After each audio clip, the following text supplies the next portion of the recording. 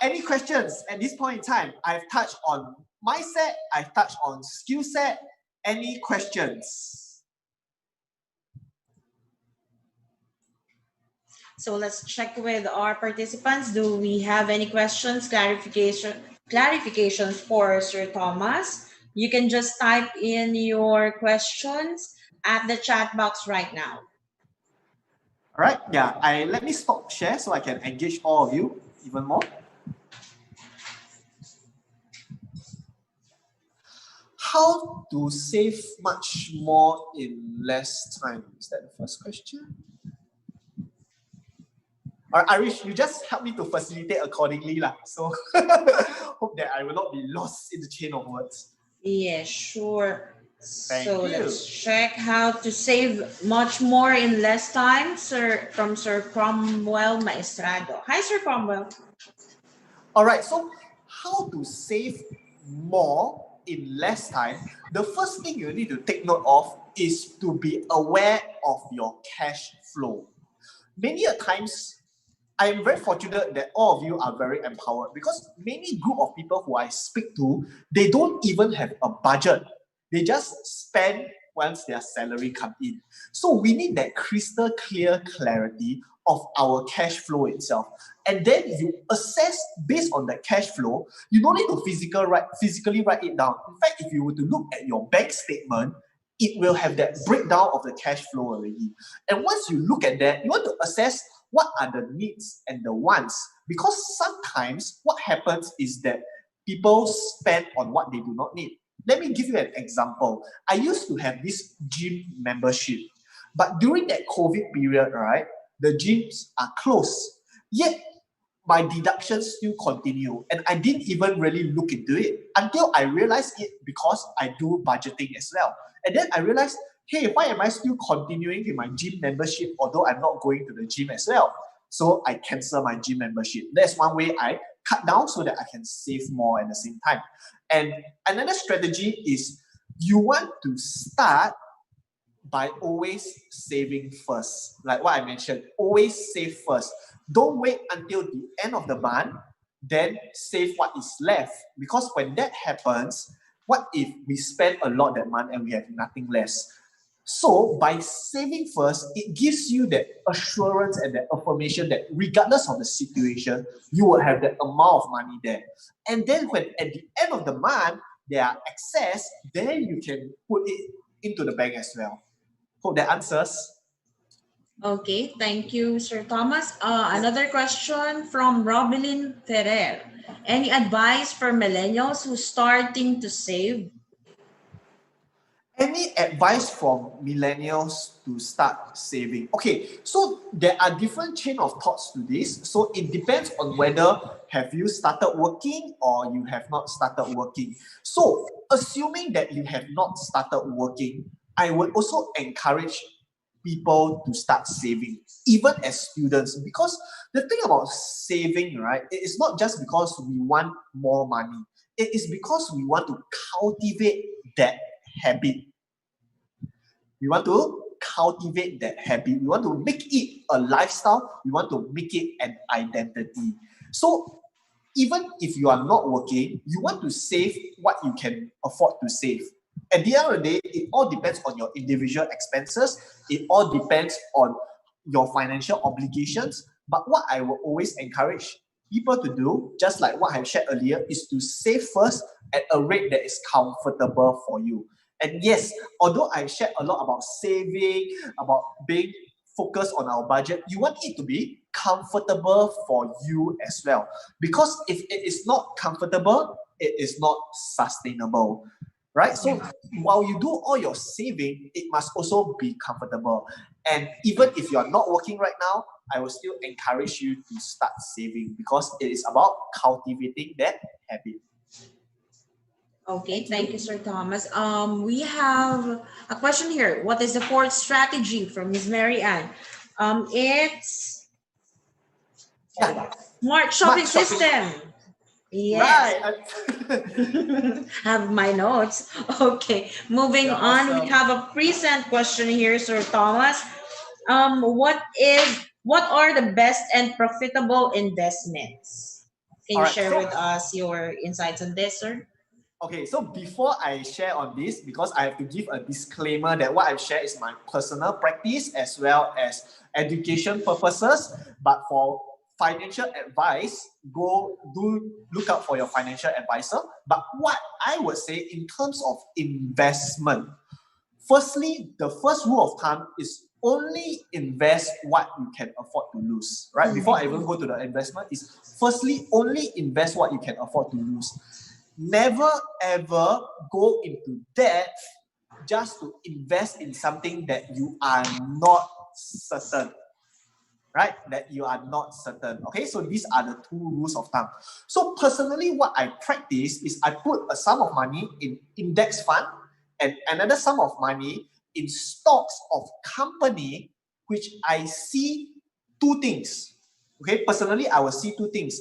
A proof of concept, meaning that the business they have works well, and their ability to scale. And a very good example of this, Tesla. Because Tesla has shown that their concept is able to work and it's a business which can scale up. So when you want to do your investment, that is what you want to look into. Personally, for me, I don't do trading, I do investing. So what's the difference between trading and investing? So trading is a lot of short runs. But for investing, I buy and hold. So I want to buy into stocks that are fundamentally strong. But if you don't want to do so much research, what you can consider to do is to look into index fund, which is a basket of strong performing stocks. So for example, the US one is S&P 500, right? Because in a long run, when the economy improves, the performance of the index fund will also go up. So the answers. Okay, another question.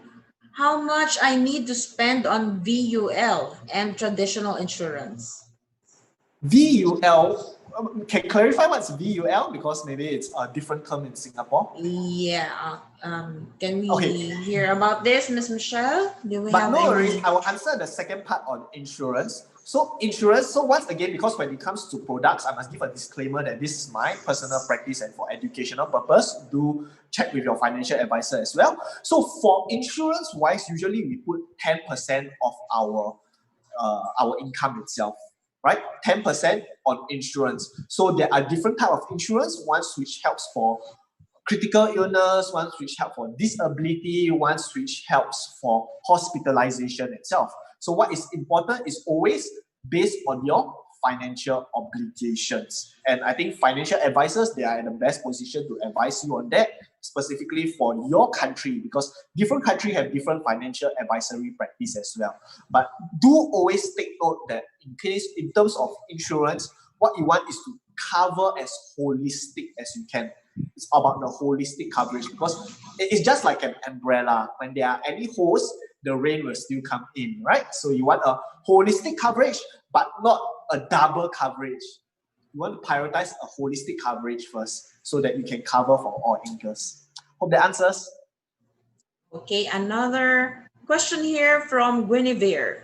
Save or invest? Any advice on which type of investment, especially for beginners? All right, so I think this is closely related to the question which I answered earlier. And what I will always recommend right from the start is, firstly, only invest what you can afford to lose. And secondly, never go into debt investing into something that you are not certain. So whether should we save or invest? Very good question. In terms of compulsory, unavoidable financial goals, for example, our children's education, for example, retirement, they are something we certainly need to go through. Those I will go in the angle of savings. Because at the end of the day, regardless of how great the investment is, there may be a chance of loss, which is not something I would want to experience, especially when it comes to me during the age of retirement and I realize my investment is not making money and I cannot sell, yet I cannot retire. It will put me in this situation itself, which is not what we want to be part of. So when it comes to compulsory financial milestones that we need to go through, that is where you want to go through the angle of savings. And then any additional to elevate our net worth, to elevate our wealth, put it in investment. But always remember, invest only what you can afford to lose and never invest in something that you are not certain or never go into debt for that. Yeah. Hope that answers. Okay, I think a VUL is variable universal life insurance, wherein you have a built-in savings and investment component on your insurance. All right, Okay. so got it. So for VUL, or in some situations, universal life, there is a combination of guarantee and non-guarantee. This is how we practice in our country. Hope it's same as yours. So when it comes to instruments that have guarantee and non-guarantee, usually I would always tell people to look at the guaranteed portion, because many a times, many instrument itself, the guaranteed portion is not able to cover the overall premiums. So that is something you need to be careful of. And it does happen because some financial products, they add a lot of different riders to it. When they add all these different riders to it, it diminishes the amount of wealth accumulated.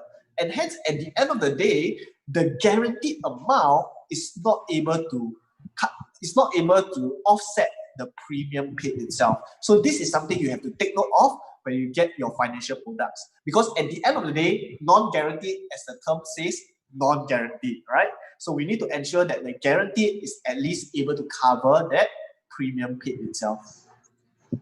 Okay, thank you. And another question from Cromwell: How to diversify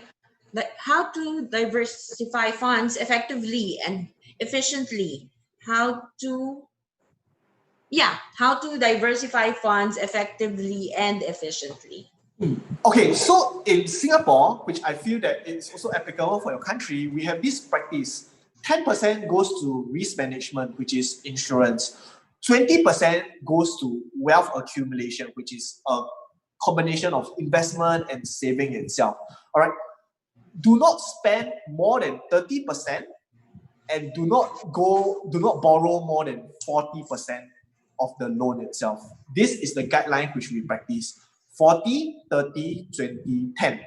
Yeah. And in terms of diversification of perhaps maybe you're referring to the wealth accumulation portion, at the end of the day, same advice, invest what you can only afford to lose. And it will be different for different people, because some families, they are huge, they have a lot of financial obligations. So the amount they can afford to lose is significantly lesser compared to someone who's perhaps The recording has stopped. Yeah. Okay. Go on, sir. Yeah, so This meeting is being recorded. awesome. All right, that's great. So it really depends on individual, but the guideline at the end of the day is how much can the person afford to invest, right? Because like what I mentioned, different people are at different financial situations. So that's how you can diversify your funds accordingly, and in terms of your investment, this is how you can apportion it accordingly as well. Okay. Sir Thomas, can you repeat that? That's 30% spending and then 30% Yes, sure. for... Okay, so the guideline, 40, 30, 20, 10. So do not borrow more than 40%. Do not borrow. Like loans, debt, all this. Do not spend more than 30%. Okay. Save 20%, save or invest 20% under wealth accumulation. And Savings risk or management, 10%. That's right. And emergency funds, 10%. So, risk management, 10%. Emergency fund is under wealth accumulation and saving. That's great. Okay, thank you so much. Which is 3 to 6 months at least. Mm-hmm. Okay, we have another question here from Teresa. Is there a right time to invest? Okay, so that's the thing. So there are many chains of thoughts when it comes to investment. So for people who go in with the mindset of right time, usually what they practice is timing the market. Personal practice, I don't want to do so, because at the end of the day, we are not able to predict with 100% accuracy. We may be able to tell or we may be able to guess, but we are not able to predict with 100% accuracy, which is why my personal investment philosophy is always go in on the foundation of what you want to invest in, not at the right timing, not at the right situation itself. Because when we look at time, it's based on economic situation, which can become good and bad, good and bad. But we don't want to base our investment on economic situation, because if we base our investment on economic situation and time, when we want to retire or when we need the money, what if the economic situation is bad? Then we are not able to sell off our investment to get liquid cash instead. But if I base it on the fundamentals of the company, regardless of whether the situation is good or bad, it will still be performing, like Tesla, like Square, all these, although the economy is so bad now, it is performing at one of its best. Why is it so? It's because the fundamentals and the foundation of the company is there. Okay, thank you so much. Is there any other questions from our participants? Come on, guys. Feel free to ask more questions in the chat box. We still have time. Yes, okay. And while all of you are consolidating your thoughts, once again, I would really love to sincerely thank all of you for spending time today, to listen to my sharing and to be enriched together. And I must say that all of you are one of the friendliest and the kindest audience I've ever experienced, and really appreciate it. Super active audience, of course. Yeah, and of exactly. course, thank you so much. Going once, going twice. Any other questions? Any one of you who would like to ask their questions live? In 3, 2, 1. Okay, I think we're good. And with that, Sir Thomas, thank you for this opportunity. Thank you for sharing with us the mindset, the skills, the strategies, and how to manage our finances. And with that, thank you so much, everyone. A big hand to our speaker, of course, live from Singapore, Mr. Thomas Chen. Thank you so much, everyone. Okay, and that hope to see you in person here in Manila. Sir Thomas. Certainly love to. Okay. Any last words to our participants, Sir Thomas? Well, last words feel free or message? Feel free to connect with me through social media. You can connect with me based on my name, Thomas Chen, LinkedIn, Facebook, whatsoever. And if you have any questions, feel free to reach out to me anytime. I would certainly love to value add all of you. And in terms of money, always remember, ask yourself, what is the true meaning of money? Because when you identify the true meaning, that's where you get the clarity, and that's where you get the affinity with your money, and that's where you'll be more determined and driven to manage it well. Okay, thank you, Sir Thomas. And with that, everyone, this is not yet the end of our session. Of course, hope you learned a lot from Mr. Thomas Chen. And please allow me first, of course, to thank our following win-win partners. Ariva Academy would like to thank our official media partner, Art Plus Magazine, digital media partners, Focus Media, Globaltronics, City Advertising Ventures, okay, Outcome, Elevate Media.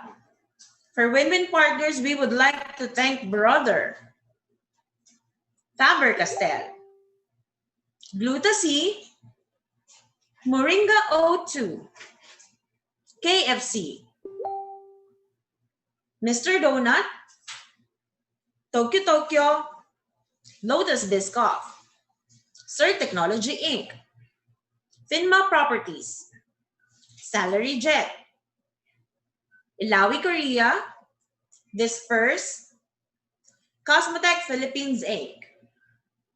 And if you want to place your ads here, advertise your company, your services, your logo, have a brand exposure to our viewers from Zoom, LinkedIn, FB, and YouTube, please email us at marketing@ariva.com.ph. And please stay on top of our insights and updates. Please stay connected. Visit us on our social media pages. Please join the Ariva Academy Facebook group, like the Ariva Academy Facebook page, follow the Ariva Academy LinkedIn page, and visit us on our website, www.ariva.com.ph. And please do subscribe to our YouTube channel. We have invited international local subject matter experts to share with us how to cope up with this pandemic. And one of them is, of course, Mr. Thomas Chen. Please do subscribe again, Ariva Academy and Ariva Talks. Ariva Academy and Ariva Talks. Thank you, Ms. Imelda. Okay, for our upcoming online learning sessions, Ariva Academy would like to invite you to our third effective collections of receivables in the post-pandemic. This will be on January 26, 2021, Tuesday. Mini MBA for HR Professionals, Essentials of Human Resource Management, Wednesday, January 27, 2021. Fundamentals of Results-Driven Forecasting, Managing Costs and Profits, Thursday, January 28. And Accounting for Non-Accountants. Master the Principles of Basic Accounting, Debits, Credits, and Financial Statements, of course, will be conducted by Mr. Orly Tugo.